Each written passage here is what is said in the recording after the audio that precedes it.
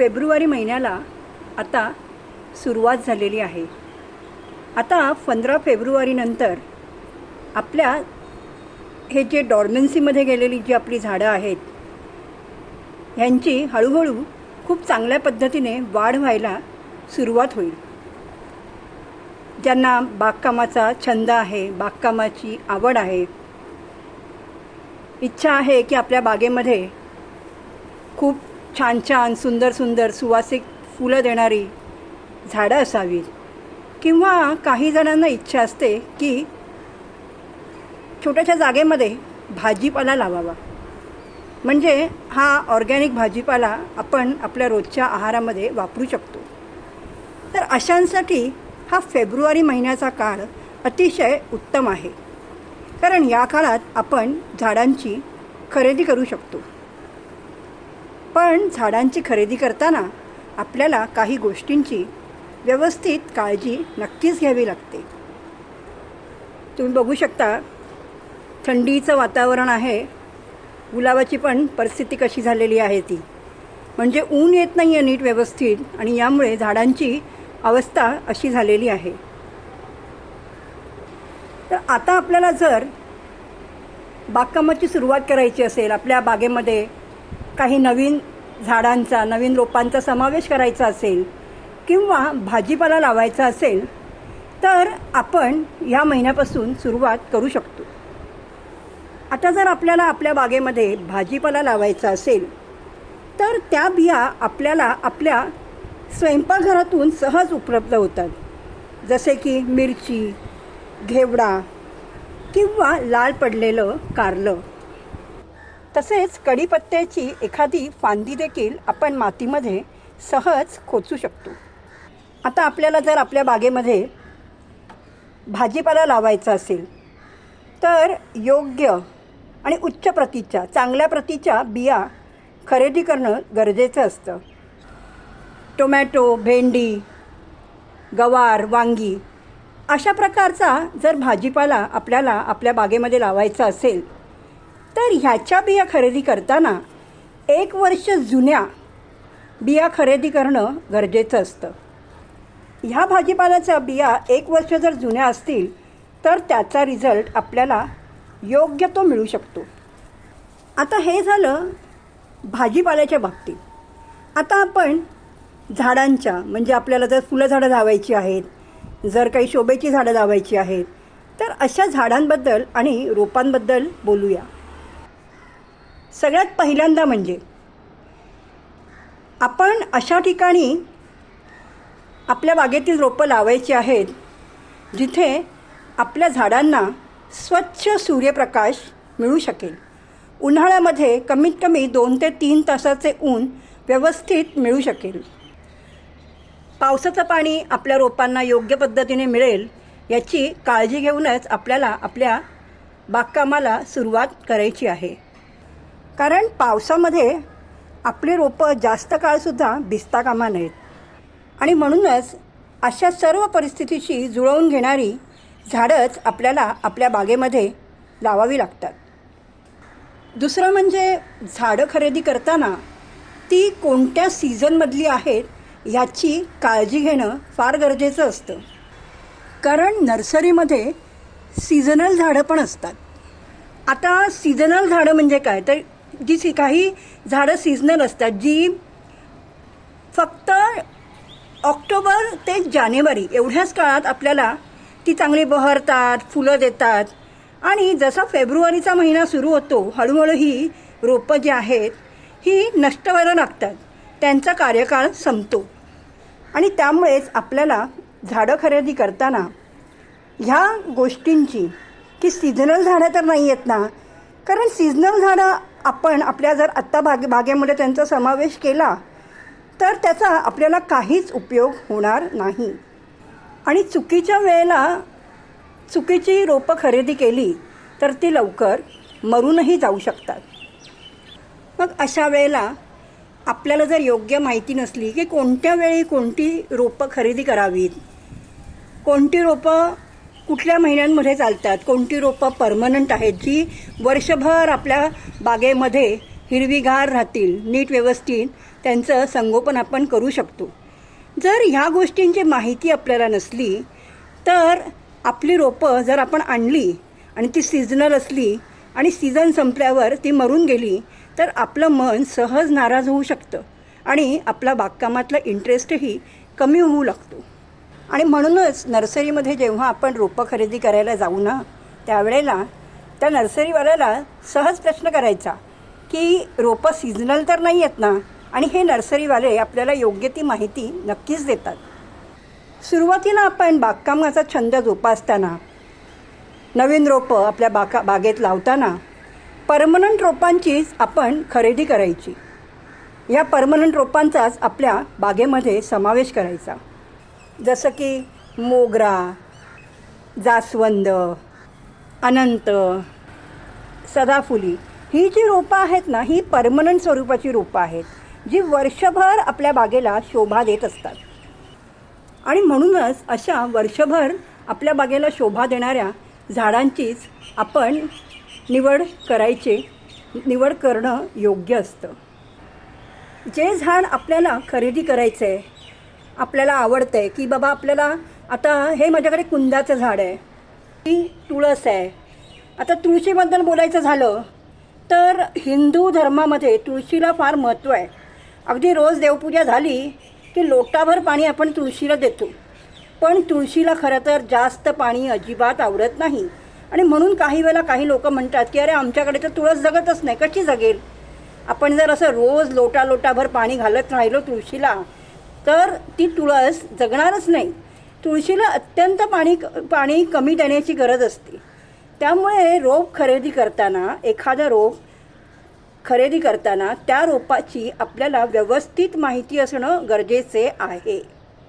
आपण काय करतो, आपण जेव्हा नर्सरीमध्ये जातो, नर्सरीमध्ये बरेचशी रासायनिक खतांचा मारा करून त्या रोपांवरती फुलं फुलवलेली असतात. आपण ती फुलं बघून खुश होतो, अरे वा, या रोपावरती किती मस्त फुलं येतात. आणि ती फुलं बघूनच आपण रोप खरेदी करतो. आणि हीच महत्त्वाची चूक आपण करतो. कारण नर्सरीमध्ये रासायनिक खतांचा मारा करून ती फुलं फुलवलेली असतात. आणि जेव्हा आपण घरी येतो त्यानंतर ही फुलं गळून जातात आणि मग आपले रोप असेच निस्तेज दिसायला लागते. आता तुम्ही बघू शकता, गुलाबाची परिस्थिती थंडीमुळे अशी झालेली असली तरी त्याला फांद्या वगैरे किती आहेत. आता 15 फेब्रुवारीच्या योग्य काळानंतर जेव्हा ऊन यायला लागेल व्यवस्थित, त्यानंतर हे झाड नक्कीच खूप चांगल्या पद्धतीने बहरू लागेल. तर आपल्याला काळजी घ्यायची म्हणजे ती काय, तर आपण नर्सरीमध्ये गेल्यावरती रोपावरती खूप फुलं आहेत हे बघून आपण कधीच झाड खरेदी करायचं नाही.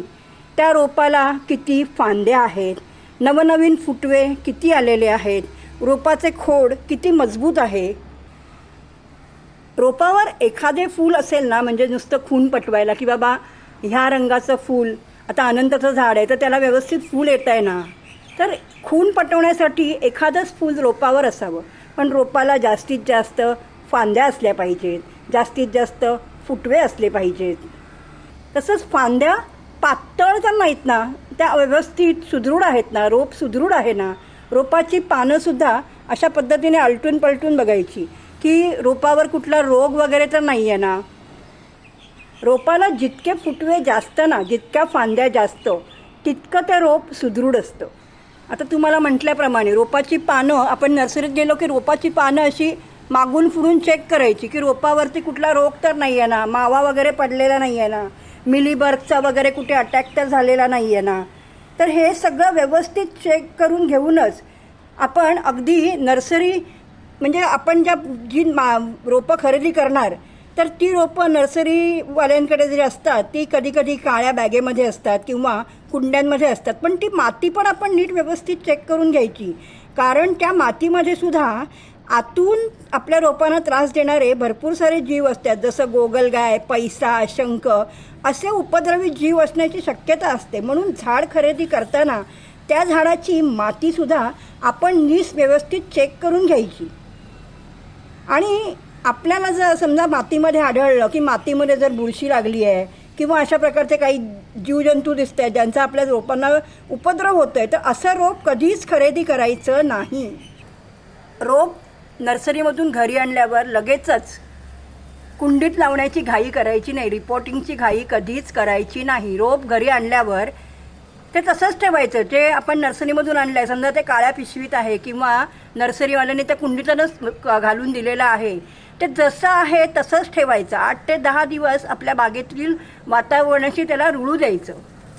कारण नर्सरीमधून रोप आणल्यावर जर आपण रिपोर्ट करण्याची घाई केली तर कधीकधी आपल्या या रोपांना रिपोर्टिंगचा शॉक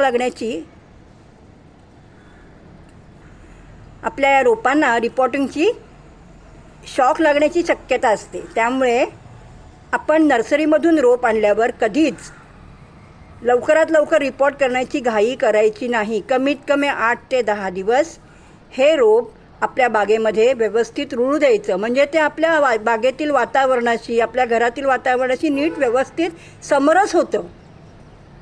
आणि मगच आपण ह्या रोपाचं रिपोर्टिंग करायचं. ज्या कुंडीत आपल्याला रोप लावायचं आहे त्या कुंडीत आपण ते रोप लावू शकतो. आता झाड खरेदी करताना आपण जे नवीन झाड खरेदी करून आणलं आहे तर कुंडीची सुद्धा आपल्याला योग्य पद्धतीने निवड करावी लागते. जर लहान अतिशय झाड असेल तर ते मोठ्या कुंडीत कधीच लावायचं नाही, आणि मोठं जर झाड असेल तर ते लहान कुंडीमध्ये लावता कामा नये. कारण लहान झाड असेल आणि आपण जर ते मोठ्या कुंडीत लावलं तर मोठ्या कुंडीमध्ये माती जास्त असते, कुंडीचा आकार मोठा असतो आणि मग आपण कुंडीच्या आकाराप्रमाणे त्याला तेवढं पाणी देतो. आता इवलंसं जर रोप असेल आणि जर त्याला आपण तेवढं पाणी दिलं, मोठी कुंडी आहे म्हणून तेवढं कुंडीच्या आकाराप्रमाणे पाणी दिलं तर ते रोप कसं जगेल बरं? त्यामुळे रोप आपण जेव्हा कुंडीत लावणार तेव्हा कुंडीच्याही आपण साईजप्रमाणे आपलं रोप लावायचं. जर मोठं रोप असेल तर ते मोठ्या कुंडीत लावलं तर योग्य आहे, पण जर लहान इवलंसं रोप असेल तर मात्र ते लहान कुंडीत लावणंच गरजेचं असतं. कारण जास्त पाणी दिलं तर आपल्या रोपाची मुळं सडून जाऊ शकतात, मुळकूससारखा आजार आपल्या रोपाला होऊ शकतो. तसंच आपण जेव्हा नर्सरीमधून झाड आणतो तेव्हा त्याला जास्तीच्या सूर्यप्रकाशामध्येही आपण ठेवता कामा नये.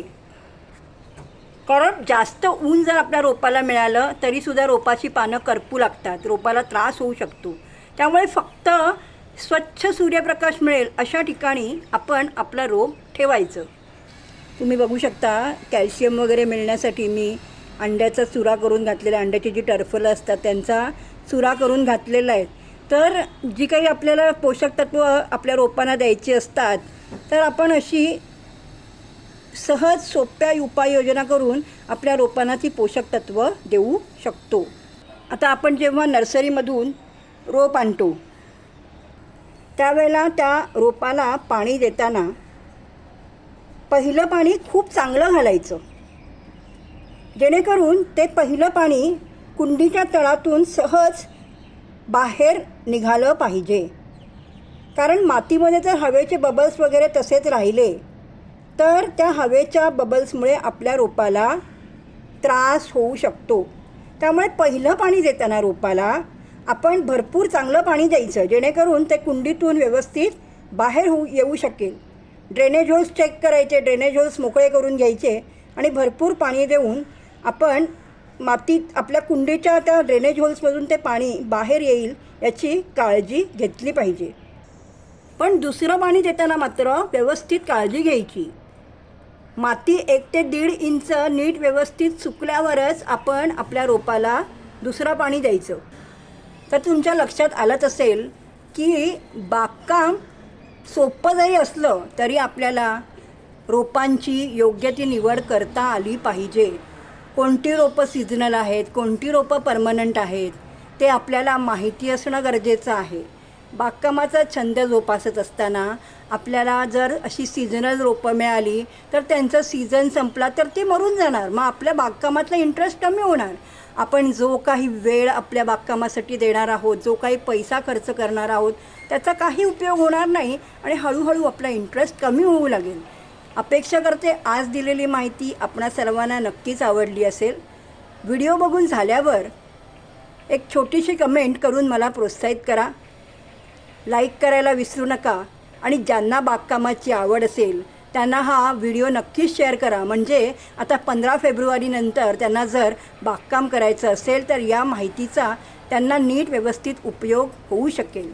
ज्यांनी अजून आपल्या चॅनेलला सबस्क्राईब केलं नसेल त्यांनी सबस्क्राईब करून शेजारील बेल आयकॉन नक्कीच क्लिक करा. थँक्यू.